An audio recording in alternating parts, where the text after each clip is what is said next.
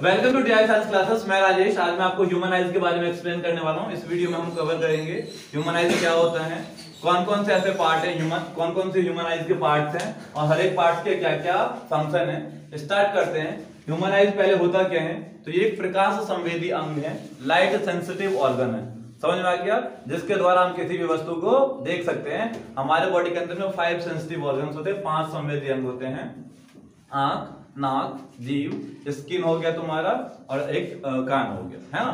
तो 5 होते हैं हमारे लाइट 5 सेंसिटिव ऑर्गन्स होते हैं, जिसमें जो आइज है वो लाइट सेंसिटिव ऑर्गन है, मींस ये हमें देखने में मदद करते हैं। समझ में आ गया कि नहीं आ गया? बिना आंख के कुछ भी नहीं है। फिर आते हैं मानव नेत्र। मानव नेत्र के कितने भाग होते हैं बच्चों? तो ये कुछ पार्ट्स लिखे हैं ह्यूमन आइज, कितने पार्ट्स होते हैं, ठीक है। जनरली मैंने 10 लिखा है। अब आज सबसे पहला पार्ट है स्क्लेरा, मतलब दृढ़ पटल बोलते हैं। कि मानव नेत्र जो होता है वो एक खोखले गोले के समान होता है। मानव नेत्र खोखले गोले के समान होता है, और इसका जो सबसे ऊपर वाला लेयर होता है, सबसे ऊपर वाला लेयर होता है, इसको बोलते हैं दृढ़ पटल। दृढ़ पटल, दृढ़ पटल बोलते हैं, ठीक है। इसका कलर सफेद कलर, व्हाइट कलर होता है, ठीक है। और ये हार्ड होता है, सॉलिड होता है, हार्ड होता है। और इसका काम होता है, क्योंकि ये हार्ड है और एक कवर का काम कर रहा है, तो इसका काम क्या होता है? It protect the human eyes from external stimuli. ये मानव नेत्र को बाहरी आघातों से बचाता है, ठीक है। फिर दूसरा है कोरोइड। इसके ठीक नीचे वाली जो लेयर है, इसके ठीक नीचे वाली लेयर, इसको हम बोलते हैं रक्तक पटल, कोरोइड बोलते हैं। रक्तक पटल, इसका रंग ब्लैक होता है। तुम्हें पता होगा ब्लैक कलर जो होता है वो लाइट्स को एब्जॉर्ब करता है, ठीक है। ब्लैक कलर क्या करता है? लाइट को एब्जॉर्ब। तो रक्तक पटल, दृढ़ पटल के ठीक नीचे वाले लेयर को रक्तक पटल कहते हैं। It is the layer which is present under the sclera, ठीक है। इट्स कलर इज ब्लैक, इसका रंग काला होता है। इसीलिए ये प्रकाश की अधिक मात्रा को, जो extra amount of light enter कर जाता है ह्यूमन आइज में, वो कौन एब्जॉर्ब कर लेता है? तो रक्तक पटल, ठीक है, कोरोइड एब्जॉर्ब कर लेता है। फिर आते हैं कॉर्निया। क्या होता है? तो अगर मैं बात करूं दृढ़ पटल, तो दृढ़ पटल का जो सामने वाला या नेत्र गोले का जो सामने वाला भाग होता है, वो थोड़ा सा उभरा हुआ भाग होता है। इस उभरे हुए भाग को हम क्या बोलते हैं? कॉर्निया। इस उभरे हुए भाग को हम बोलते हैं कॉर्निया, कॉर्निया, ठीक है। कॉर्निया जो लाइट प्रकाश एंटर करता है ह्यूमन आइज में, वो कॉर्निया के थ्रू एंटर करता है, ठीक। कॉर्निया हो गया। फिर हमारे आइरिस। तो कॉर्निया के पीछे, कॉर्निया के पीछे एक रंगीन झिल्ली होता है, एक कलर रंगीन और ट्रांसलूसेंट। कॉर्निया के पीछे एक रंगीन झिल्ली होता है, जिसको हम क्या बोलते हैं? आइरिस बोलते हैं। क्या बोलते हैं? आइरिस बोलते हैं, ठीक है। तो आइरिस आंखों को कलर प्रदान करता है, ठीक है। किसी की आंखें भूरी होती हैं, है ना, ब्राउन हो सकती हैं, ब्लैक हो सकती है, वो किससे डिपेंड करता है? आइरिस से डिपेंड करता है, ठीक है, कि आइरिस कैसा है, ठीक है। आइरिस के कलर से डिपेंड होता है ह्यूमन आइज का कलर, ठीक है। फिर आइरिस के बीचों बीच में एक छिद्र होता है, जिसको हम बोलते हैं पुतली, जिसको बोलते हैं पुतली, प्यूपिल्स बोलते हैं। आइरिस के बीचों बीच में एक छिद्र होता है, a pore present between the iris which is called pupils, ठीक है।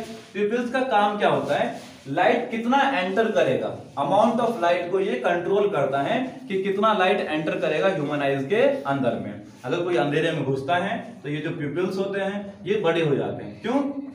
क्योंकि वहां पे लाइट की कमी है ना। तो लाइट को ज्यादा घुसाना आंखों के अंदर में, तभी तो लाइट सेंसिटिव मतलब काम करेगा वो। तो वो आंखें अपने आप ही बड़े, तुम जैसे कभी अंधेरे में देखते हो तुम्हारे आंख बड़े हो जाते होंगे, मतलब ये प्यूपिल्स जो है ये हो गया बड़ा सा। और प्यूपिल्स को एक्सपेंड करने का या कंस्ट्रिक्ट करने का काम कौन कराता है? आइरिस कराता है, ठीक है। अब आते हैं फिर हमारा आई लेंस। तो ह्यूमन अंदर, अब आई लेंस, लेंस शीशे का तो होगा नहीं, ह्यूमन आइज है तो शरीर के अंदर में शीशे का नहीं होगा, तो इसका मतलब आई लेंस किसका बना? तो प्रोटीन का बना होता है।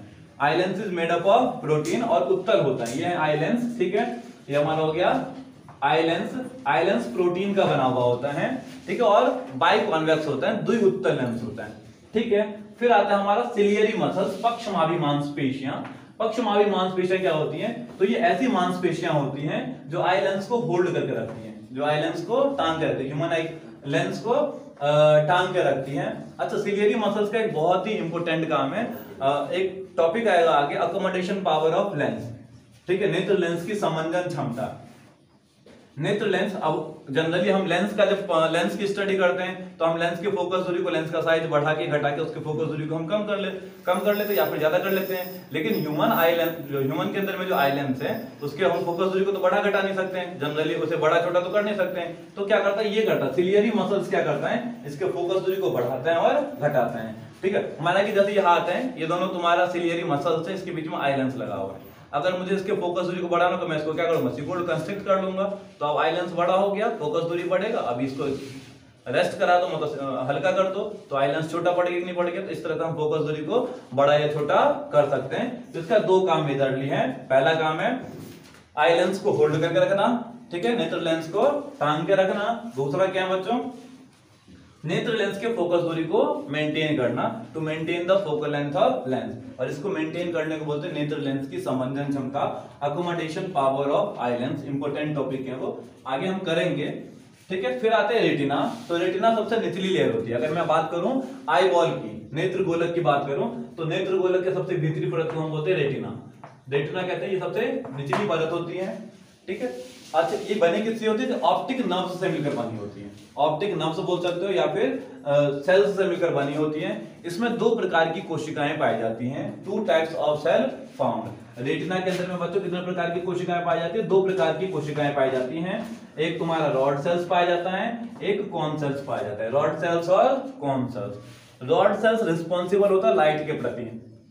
रॉड सेल्स प्रकाश के प्रति संवेदी होता है, मीन्स हम लाइट को देख पा रहे हैं, उसके लिए कौन रिस्पॉन्सिबल है, रॉड सेल्स। हिंदी में दंडाकार कोशिकाएं रिस्पॉन्सिबल होती हैं। और रंग, जो हम रंगों में विभेद कर पाते हैं, उसके लिए कॉन्सेप्ट होता है, कॉन्सेप्ट रिस्पॉन्सिबल होता है। जनरली जो लाल है पीला है, ये किसको डिटरमाइन कौन करता है, तो कॉन्सेप्ट। शंकुआकार कोशिकाएं, ठीक है। तो ये किससे बनी होती है, रेटिना जो बनी होती है ये प्रकाश संवेदी कोशिकाओं से मिलकर बनी होती है। प्रकाश संवेदी कोशिकाएं कौन सी, तो रॉड सेल्स और कॉन सेल्स। दंडाकार कोशिकाएं और शंकुआकार कोशिकाएं। दंडाकार कोशिकाएं लाइट के प्रति सुग्राही होती हैं और शंकुआकार कोशिकाएं कलर के प्रति, रंग के प्रति सुग्राही होती है। अच्छा, फिर रेटिना के ऊपर में दो बिंदु पाए जाते हैं। रेटिना के ऊपर ही दो बिंदु पाए जाते हैं, एक होता है अंध बिंदु, एक होता है अंध बिंदु और एक होता है पित्त बिंदु। अंध बिंदु और पित्त बिंदु, अंध बिंदु और पित्त बिंदु। ब्लाइंड स्पॉट और येलो स्पॉट, ठीक है। ब्लाइंड स्पॉट क्या होता है, एक ऐसा पॉइंट जिससे सारी प्रकाश तंत्रिकाएं जो होती है वो मस्तिष्क को जाती है, भाई ब्रेन को जाएंगे मैसेज ट्रांसफर करने के लिए, है ना।